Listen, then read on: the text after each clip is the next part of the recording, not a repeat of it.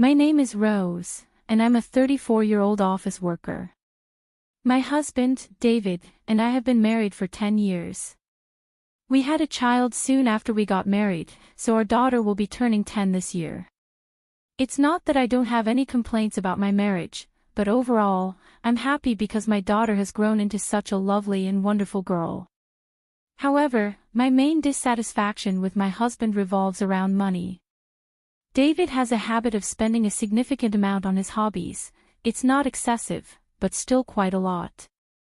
I constantly insist that he brings in just enough money to cover the household expenses, like utilities and groceries. But because he only provides the bare minimum, I've had to cut back on other costs. On top of that, I've been paying the rent, covering our daughter's school tuition, and saving for her future education with my own salary. Then, there's the issue of housework. My husband does none of it. I wanted to split the responsibilities since we both work, but he'd always say, if I do it, it'll just take longer, using that as an excuse to avoid doing anything. So, it became the norm for me to handle everything. Even after our daughter was born, he hardly participated in raising her, claiming he was afraid he might hurt her or cause an accident. As I reflected on our situation, I realized I was quite dissatisfied with David. But after 10 years of marriage and with our child growing up, I knew that divorcing while our daughter was about to enter puberty wasn't a good idea. I convinced myself that no marriage is perfect and tried to accept the distance that had grown between us. However, something happened recently that changed my mind about divorce completely. It all started with my sister-in-law. One day, she showed up at my house unexpectedly. "Rose, I'm sorry, but I need to hide here for a while." "What's going on?" I asked. "I had a bit of trouble with my husband. Let me stay here for a while." "What? Did something happen with Tom?" "No, it's just, she replied, avoiding my questions and trying to change the subject. I wasn't convinced, so I waited for David to come home.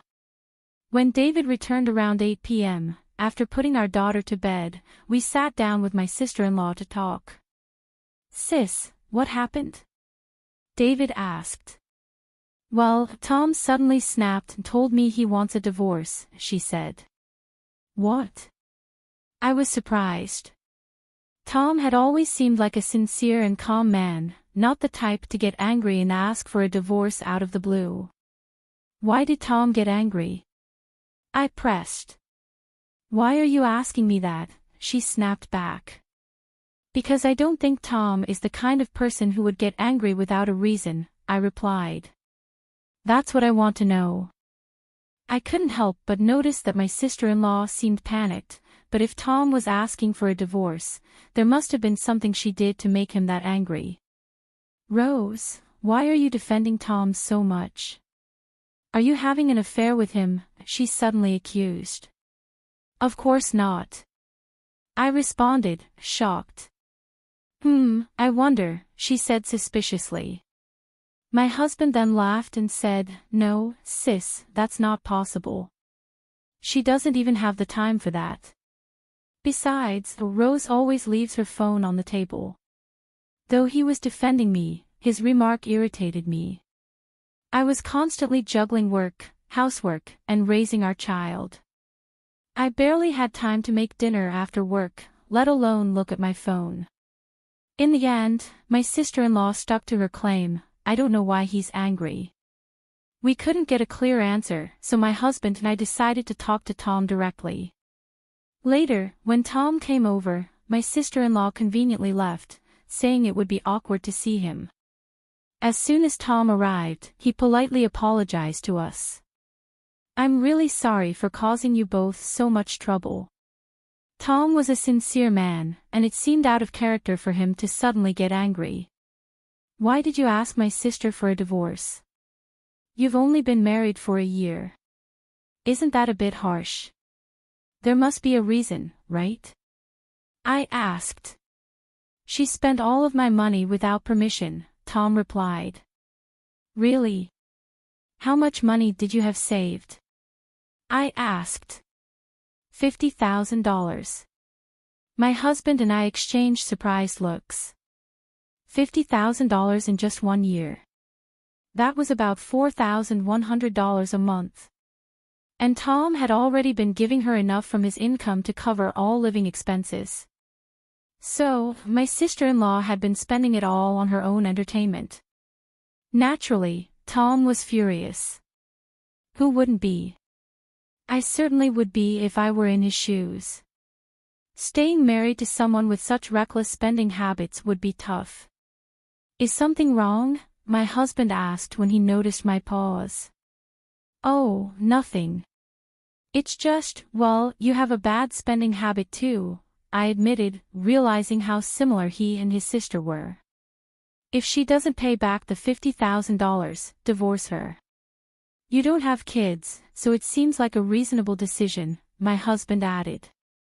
As I nodded in agreement, my husband suddenly interrupted with, okay, I'll make sure my sister pays you back. Why was he so confident about that? I didn't understand where his certainty came from, but Tom simply replied, I'd appreciate that. With that, the conversation ended, and I decided to keep an eye on the situation. Later, when my sister-in-law returned, she immediately asked, what did Tom say? Tom said you spent all of his $50,000 in savings, I answered. Oh, I used it for living expenses. I tried to explain, but he just didn't get it, she defended herself. But Tom mentioned he had a separate account specifically for living expenses, I countered. Ugh, you don't know anything, so just shut up, she snapped at me, her harsh tone cutting through the air. She had always had a habit of belittling me, but this time it was clear that Tom should divorce her. Anyway, he said he'd forgive you if you paid him back the $50,000. How can I pay back that much? I'm a housewife, my sister-in-law exclaimed. If you can't pay it back, you shouldn't have spent his money, I replied firmly. Well, sis, relax. We have money, right, Rose? My husband interjected. What are you talking about? I asked, confused. She's got $100,000 in her savings, so don't worry, sis, he continued, directing his words at his sister. So, Rose, we're counting on you. Huh? I stammered, shocked. My sister-in-law looked at me with a gleam in her eye. What the hell, Rose? How come you didn't tell me that sooner, she demanded. Wait a minute, I said, trying to process everything. First of all, how did you even know about my savings, David? I found it when I went to your parents' house, he admitted. It was in the second drawer of the closet in your room. You looked through my things without my permission. I asked, incredulous. We're married, for God's sake, he said dismissively. Anyway, your sister-in-law is in trouble, so just give us your savings. No way. I shot back. That money is for our daughter. I'm not giving it to you. You have $100,000, so just give her $50,000, he insisted. If that's the case, why don't you pay her instead? I countered. Whoever has it should pay, my husband argued. Rose, please help me. I'm in the middle of a divorce, my sister-in-law pleaded. That's none of my business. It's your fault, I said coldly. That's terrible. You don't love your family, she accused. If love means giving you money, then I don't need that kind of family love, I replied. If you don't pay me $50,000, I'll divorce you, David threatened, pulling out divorce papers from a drawer. Oh, so you've been preparing for this? I asked, my voice dripping with sarcasm. I had them ready just in case, he said nonchalantly. You have a lot of nerve trying to get your way, you know that. That's exactly what I want to say to you, I shot back. He filled out the form and said, I'm serious. We can get divorced anytime.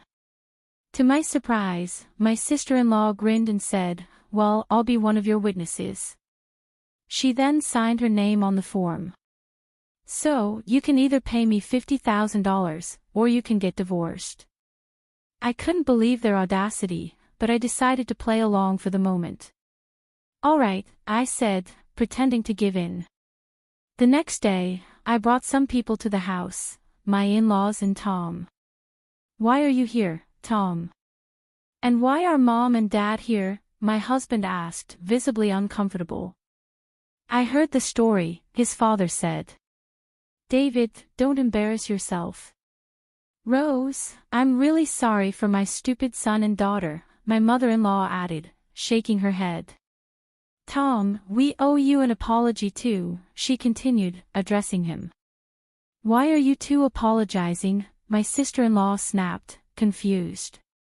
You shut up, their father said sternly. We went through your room and found tons of brown bags and jewelry. How did you find out? She stammered, clearly panicking. Tom asked me to investigate, and I did, her father explained. You've had a habit of hiding things since you were a child. Tom looked at her sadly and said, I can't stay married to you anymore, especially after you lied about using the money for living expenses.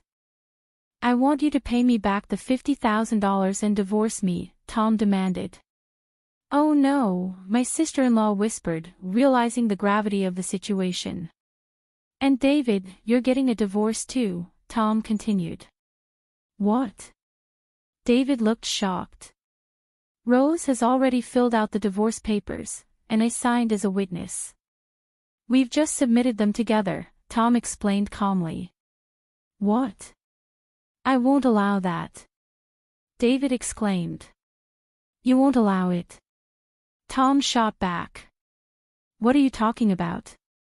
You threatened her with divorce and tried to make her, who had nothing to do with your sister's mess, take over the debt. That's disgusting. Rose is my wife. David protested. She's not your property, Tom replied sharply. She wasn't born into your family, she's a person, and you should have more respect and care for her. David couldn't argue with that. He hung his head, speechless. My sister-in-law, equally defeated, stood there in shock. Thanks to my in-laws, the conversation ended smoothly, and Tom and I were able to finalize our divorces without any problems. My sister-in-law ended up selling as many of her luxury items as she could, managing to repay about $20,000. The rest was covered by my in-laws, and she was put under their supervision to work from morning till night to pay them back. As for David, I arranged for him to pay child support. I heard that he moved into a cheaper apartment after struggling to cover his rent, living expenses, and child support with his salary. Despite living more modestly, his habit of wasting money persisted, leaving him constantly broke and with no savings. While he continues to pay child support, I'm not worried about him. If he keeps living like that, he'll likely be single for a long time. Meanwhile, I've moved back to my parents' home, working hard while they help take care of our daughter. My goal now is to ensure that my daughter can pursue whatever dreams she has, whenever she wants, and as much as she desires. So, I'll keep saving and nurturing her future.